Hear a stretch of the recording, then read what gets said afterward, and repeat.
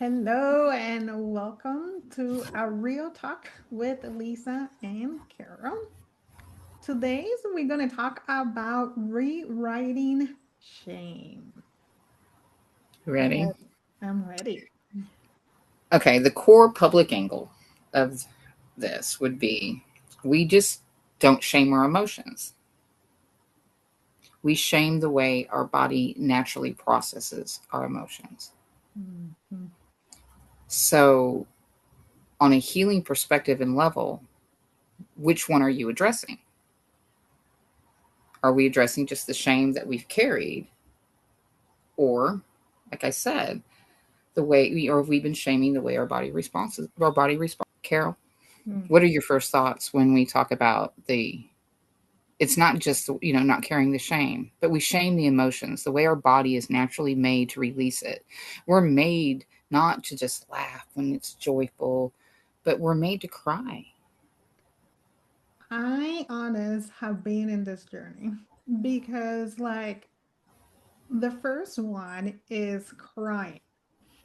So crying, I learned now after 7 years, right, that it is a form of release, right? It But is. we were programmed, we were brought up that crying is a way of weakness. So we do not want to show to anyone that we are weak, right? And I remember also hearing a lot, I'm going to give you a reason why to cry. Whew. Right? And then you were like, because And you where know did that what all will happen. because you know where all that energy just went. You just went to storing it inside your body. And that, I mean, that is the whole process here. We are here to live a life that we feel good here, here, and here. This is all of it together. And if we're denying our body's natural way to release this, that means we're holding it. That means I've been holding it for almost 54 years on some things. But that's not the way that we're built to do it. And why are we shaming the emotions that go with our body's natural way to release things? And Because why is it like you said, it's okay to be joyful. Everybody is okay with that type of laughter. That's release. That is a natural way for your body to feel it. So that's the part I'm really curious. Like you said, I'll give you something a reason to cry about, but it's where our life was. another piece that I remember was when I got attuned to Reiki level 2. And Reiki level 2, when I got attuned, I spent 3 days straight crying. And I didn't want it to stop it because I knew that I was shedding, I knew that I was purging, I knew that I was letting go. But the piece that I didn't know was that I was hiding it from my husband with I do not want him to worry about me. I do not want him to see me this vulnerable, right? So this is another way about sometimes we feeling that shame because of not wanting others to see us in a certain way. And for me, it's not. We talk about that vulnerability. It's not just about being vulnerable and the weakness that it portrays. For me, it was I didn't want to burden. I don't want to burden my spouse knowing that the vulnerability is there because that's another piece of emotional weight that he has to carry. I didn't want to show it, and like Carol, I had the same experience. Mine was just after my first Reiki, and it was we talked about it, and it was funny because we both did it on a Friday, and by Saturday we were feeling it. So that's the part we wanted to talk about. And by Saturday afternoon, Brad was gone, and I just had the tears, the release was joy, and I knew the same thing. It's like, oh my gosh, I am shedding it, and I at the time could feel also my mediumship was a lot higher then. Like I kept it a lot higher so I could feel the people that around me was helping me release it. And it was really overwhelming, but at the same time, I didn't want Brad to know. Mm-hmm. And it, because I didn't want to burden him. We were going through, we were in the midst of COVID. COVID was not nice to my family financially. He knew I was already being burdened, and I knew he was, and I didn't want to put that to him. So what do? We just keep it. So what happened that day when I released all those emotions and I let everything go? But if I hid it, did I just put them all back in? Not Mhm. necessarily. But it also I was given an opportunity that I didn't take full advantage of.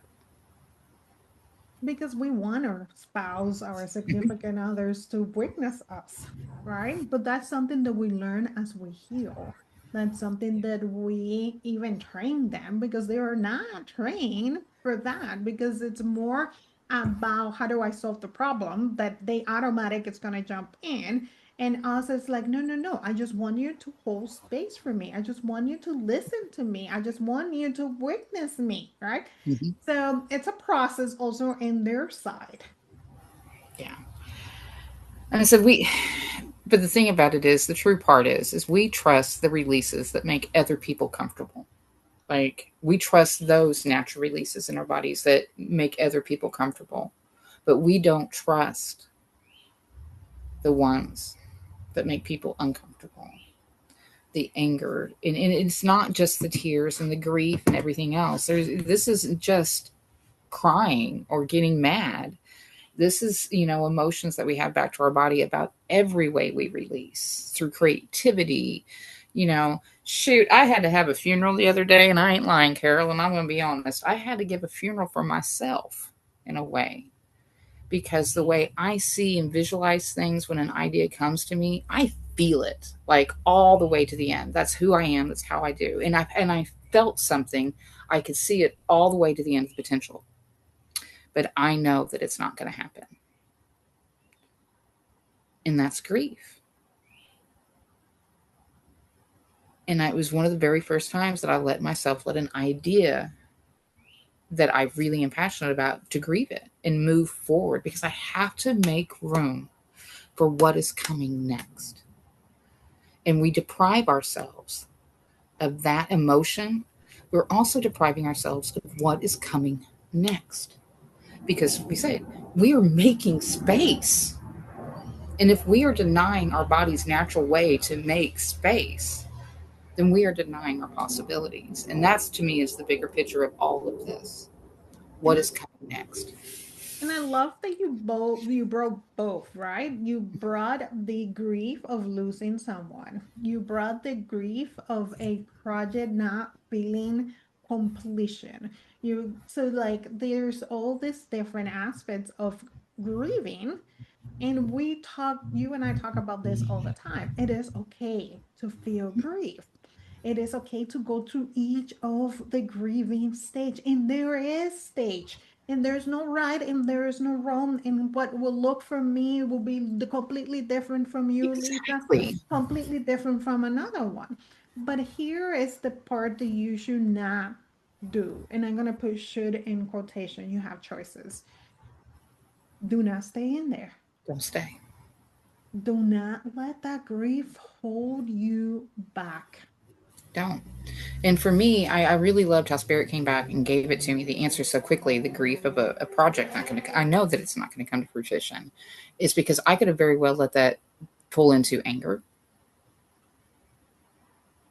and let it roll over into my other projects or the other things that I'm really trying to create to get out there, or the dissatisfaction, or to think that, oh, you can't pull this off. That means you're a failure, you're a fraud. I'm not going to stay in those emotions of what, you have, that you're going to feel while you're there.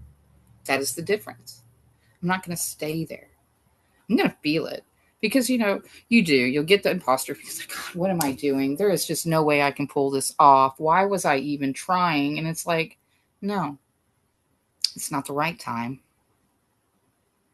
It's not the right place. It may not even be your dream, Lisa. It may be one day you can share that you thought this up and somebody else has been able to do it and they just needed the help. Those are the messages that I would have withheld from myself if I would have stayed there and not listened. And I am still to the firm believer that everybody can hear these messages. You just need to listen and understand and have discernment within your own body, because I believe everybody has these abilities, but you have to, you got to feel them. I think it's more about giving yourself permission to receive. Oh, 100%. Because Right. none of us were given permission to receive anything. That was, so yeah, it is. You're giving yourself to receive the support, like for you or me, like when our husband's seen us vulnerable, shedding those tears, that we should have expected to receive the love and support that we needed at that time. But for me, I felt like that would have been a burden for him. So, as a summary, we release in different ways. Hmm. One of the ways that we release is through crying, through laughter, to dancing of movement. What else, Lisa? How do we release energy? For me, it's also creativity. Mhm. Um, there's a creative side to you. Sexual energy, everybody. That's a big one that people don't like to say or whatever. But there's sexual energy. There's everything that you deny yourself, And and a release. Yeah, and I think we should have that conversation about sexual energy and sex energy. we we Another we topic. we have thought about it before, and I do. I have a really special friend that she works in that field as well, but there's a lot of shame in there that people need to talk about, and it's not shame. My gosh, if everybody knows that this is how our bodies work, I don't know, at this many years into this world, I'm just not sure if we're gonna quite figured it out like that. But it is pretty simple for me. It It is. is. It It is. is for me too. It's when you grab all that shame and it's like, what's my intention with this? Hmm. Right? It is to give me that release to help me. It's to show love, whatever it is, right? Hmm. But some people also release energy through burping, yawning, Oh, uh, yes, passing gas, yes. and also yawning. So Hmm. this is a different way our body Bodies. is integrating and letting go what not longer serve. But if you don't give the time, if you don't give the space, then it will storage, and that's where all the rest of our challenge will happen. Now, if you want to rewrite this shame, Lisa and I, we meet weekly and we just met and we did a recording to help you start that process of rewriting shame. Because to be honest with you, there is layers and layers and layers. Number one, with limiting belief, programming, right? How we were raised. There are things that we need to let go, but also from parallel life, past life, right? We're a multidimensional being, and we bring to this reality multiple things that can contribute to what is currently our reality. Exactly. If you wish and desire to join us because this resonates, I'm going to leave you the link at the description. And please, and remember, everybody is different. We are made to process differently. Everybody knows I'm a burper. I do it quite often. So that part of it is we shouldn't be ashamed of who we are, and we can't hold things back, because when we do, that's when we start piling it up. So Correct. until next time, everybody.